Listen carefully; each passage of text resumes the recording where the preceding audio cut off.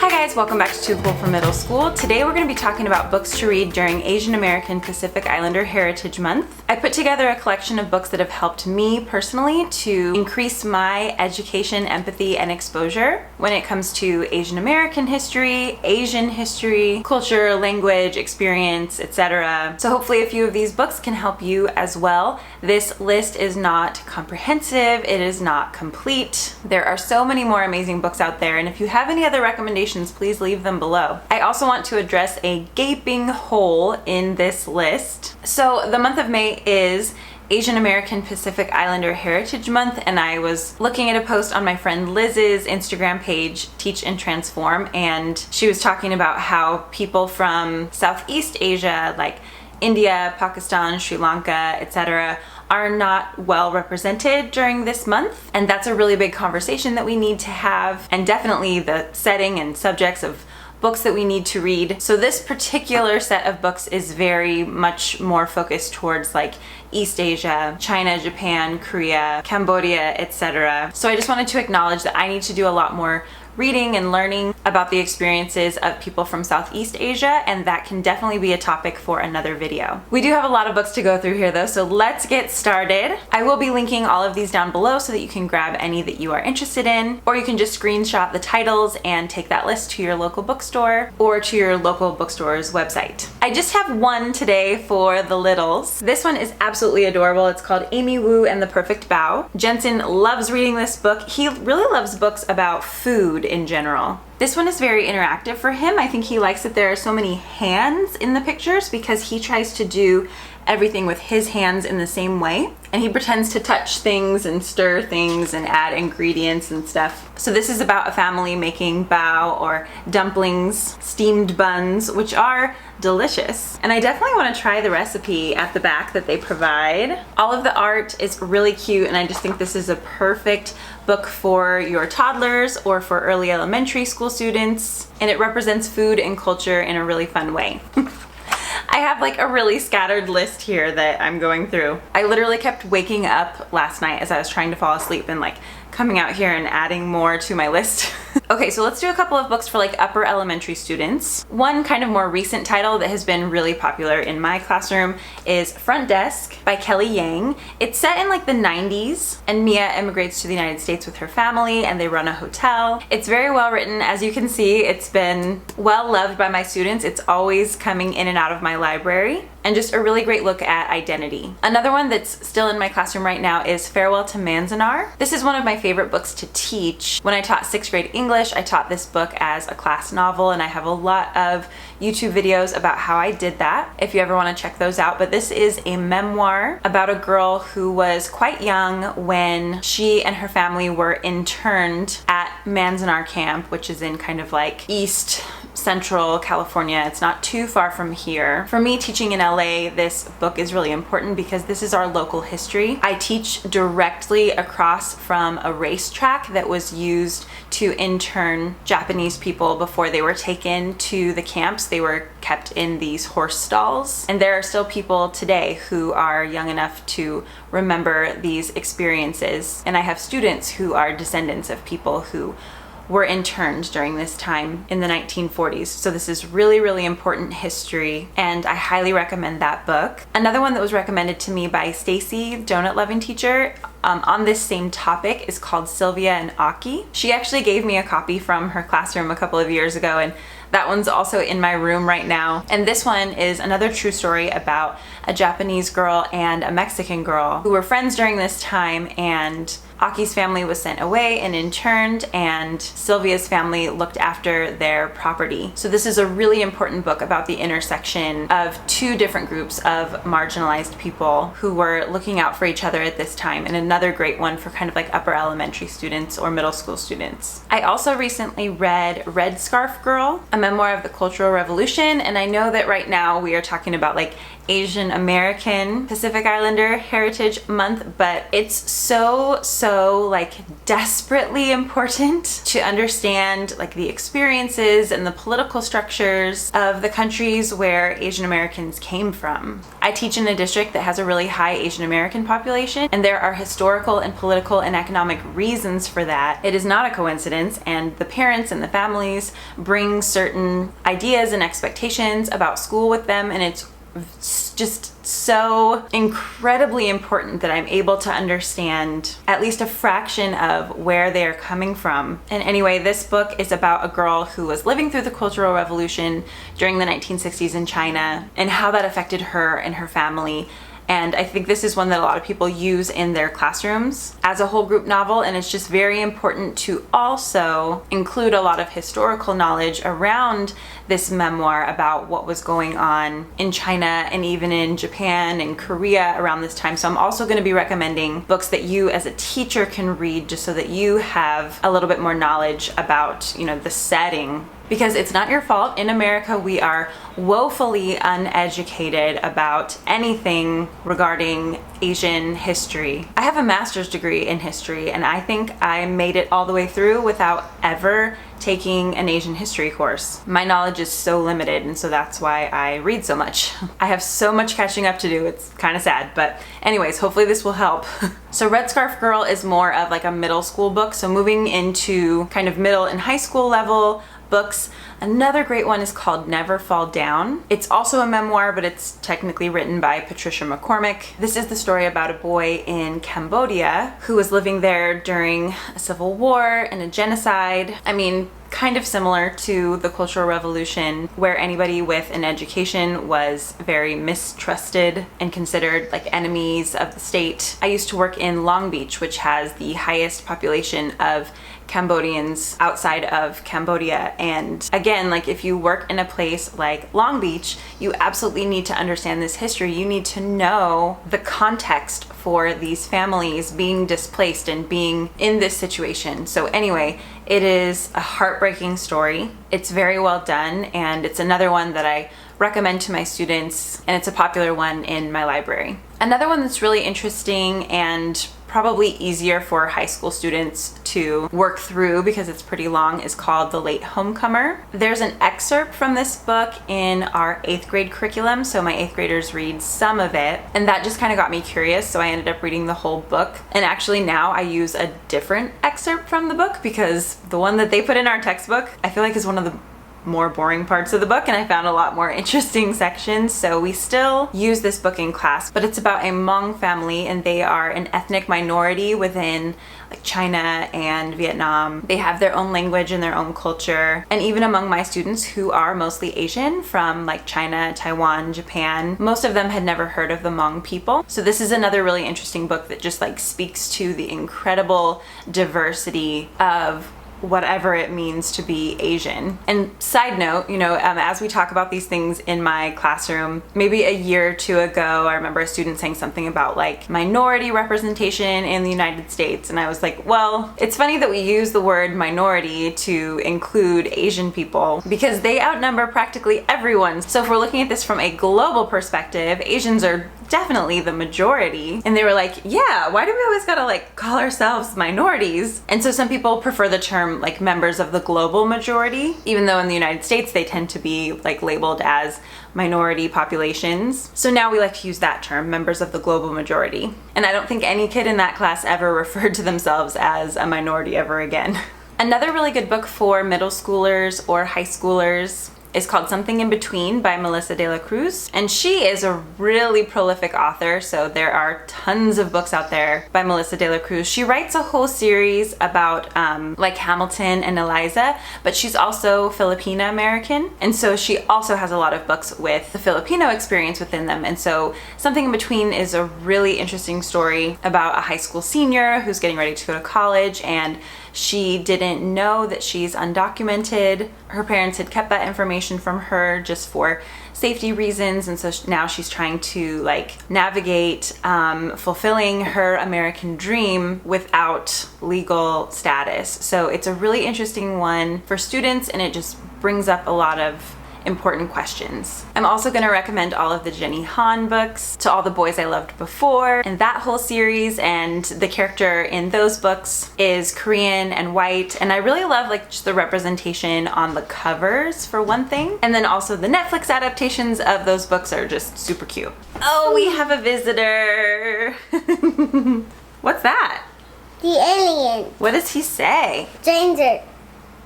Stranger? Yeah.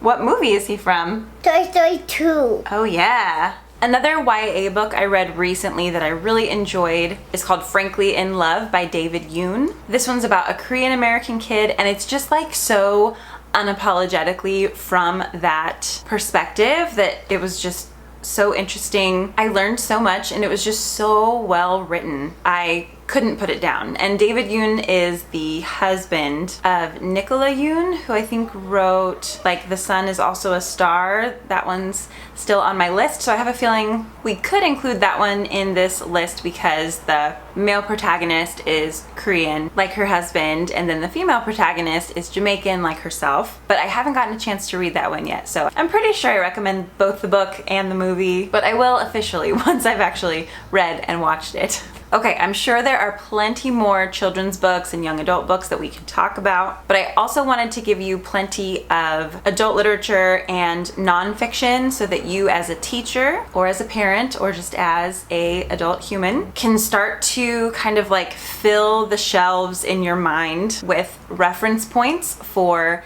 Asian history and kind of just like major events in places like China, Japan, Korea. We learn those things for Europe, particularly during like World War II. We know quite a bit about the different governments and leaders and structures and takeovers, and you know, for good or for bad, but the same thing was really happening in Asia, and we know very, very little about that collectively. So one that I would definitely recommend and is very popular is called Wild Swans, Three Daughters of China. This one is a memoir, and it follows 3 generations of women. So the author's grandmother was like a young woman during the Japanese occupation of China and the Chinese Civil War, and I don't know if I'm pronouncing this correctly, but like the Kuomintang government, or the KMT, and she was actually the concubine of a warlord during that time.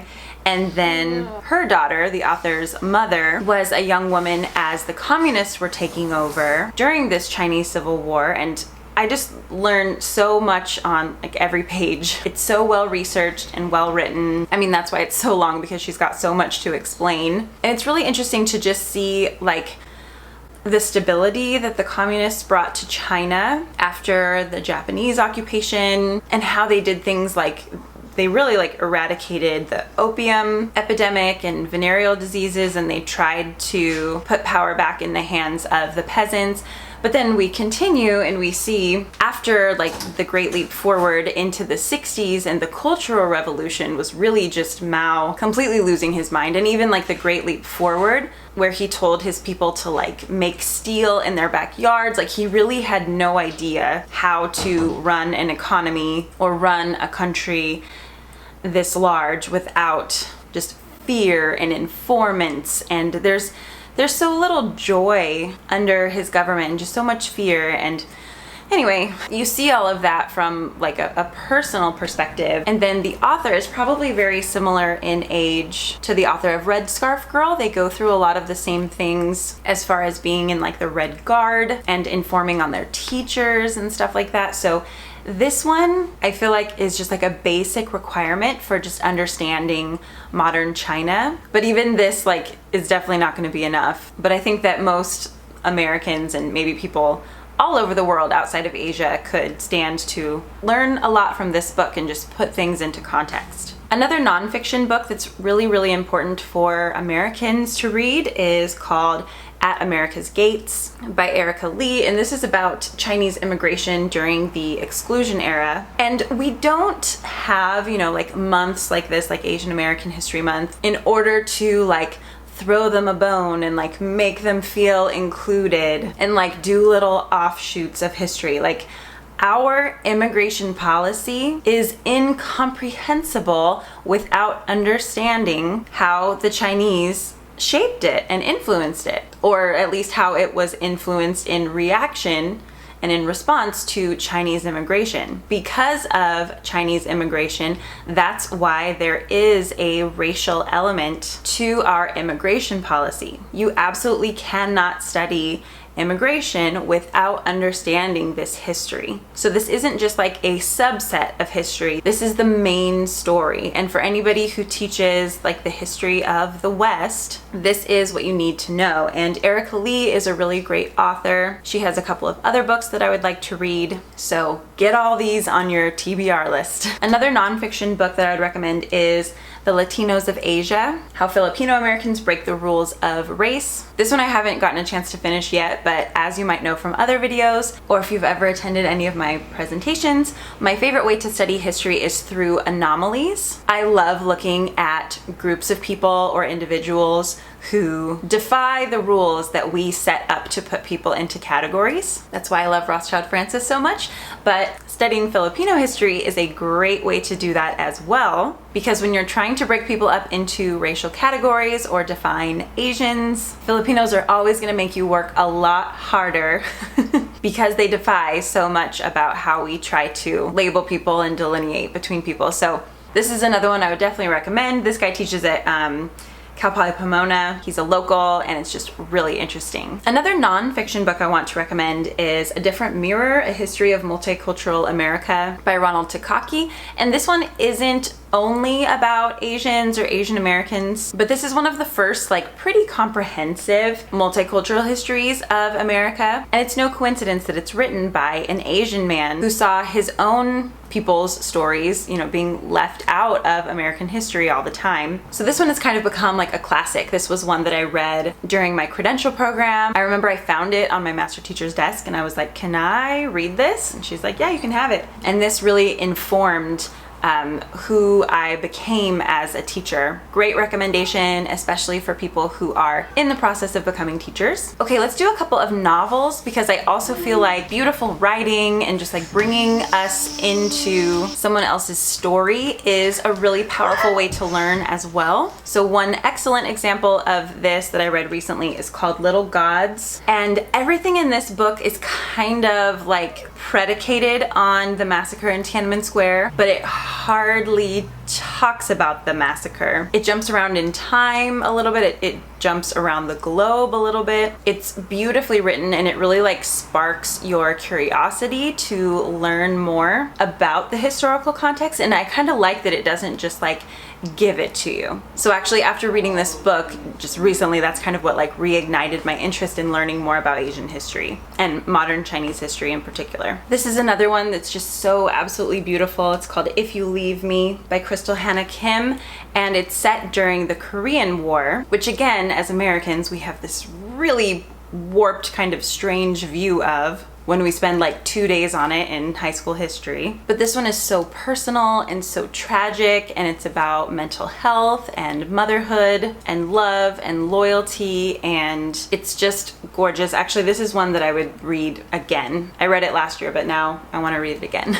Now, I have been recommended this book, Pachinko, so many times. This is next up on my list of things to read. It's another very long one. My understanding is that it's kind of similar to Wild Swans. Like it begins in the early 1900s and follows a family's path, but it's kind of like the Korean counterpart to this one. I actually have about 100 pages of this one left, so I'm just trying to wrap it up and then I'm gonna move over to this one and just get a lot of pages in between these two books. So even though I haven't actually read it yet, it comes so highly recommended that I'm going to preemptively recommend it to you. Two recommendations that are much less serious, but you always need some less serious books in the mix as well. So of course, Ali Wong's book, Dear Girls, is hilarious. It's again, just like unapologetically Asian. So you're still learning about her perspective or being validated by her perspective if you also are Asian, and it's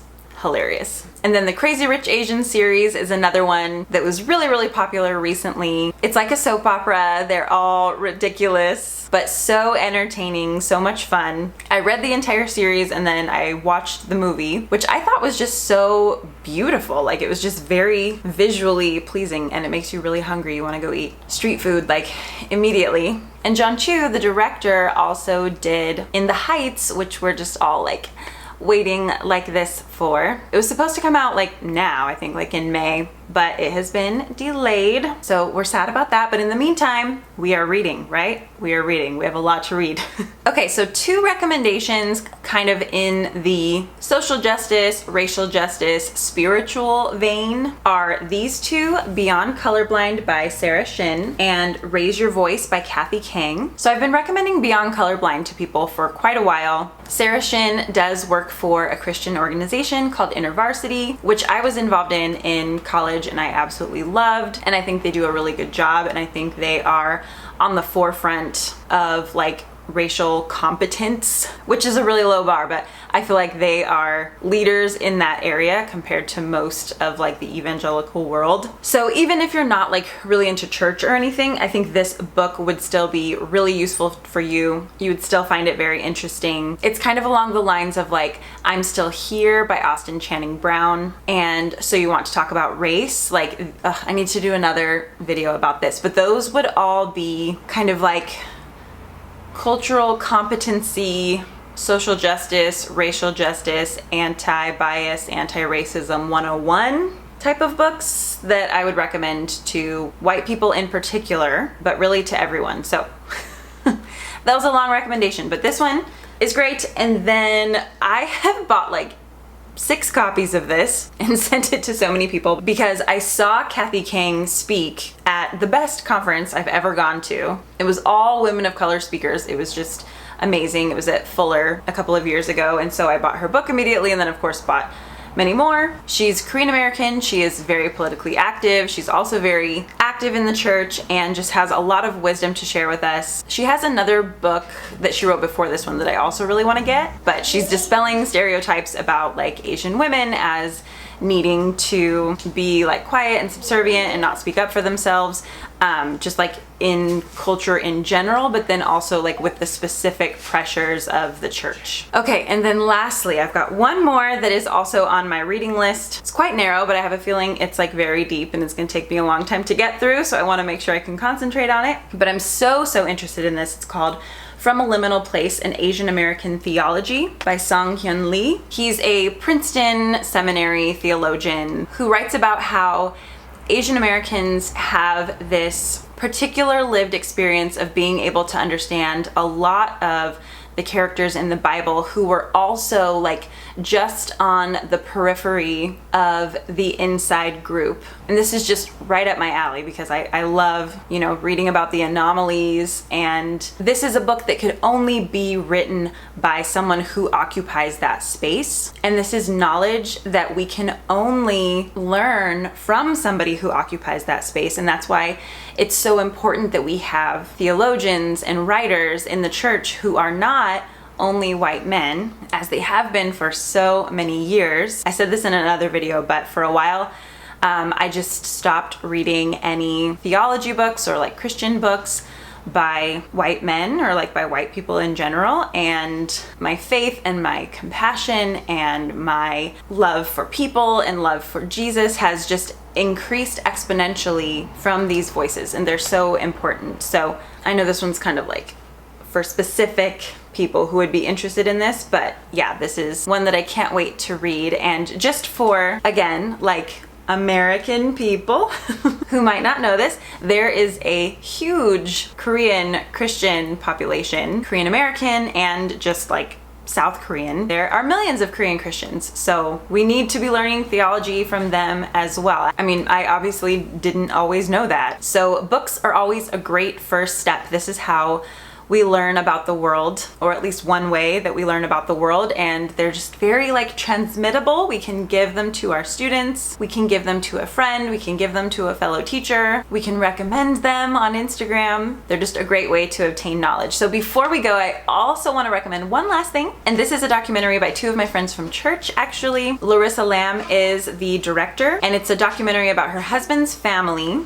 who were Chinese in Mississippi, and there was a pretty significant Chinese population in Mississippi, and the documentary is called Far East Deep South, and so I will also leave information about how to learn more about that documentary that recently came out, because when we're teaching about Reconstruction, that's also a really important piece. So anyway, this video has gotten very long. I hope that that was useful for you. I'll leave links down below so that you're able to access all of these things, and then definitely leave more recommendations down below, because this is not in any way a complete list. This is just a couple of things that have helped me over the past few years. Thank you so much for watching, and happy reading. Bye.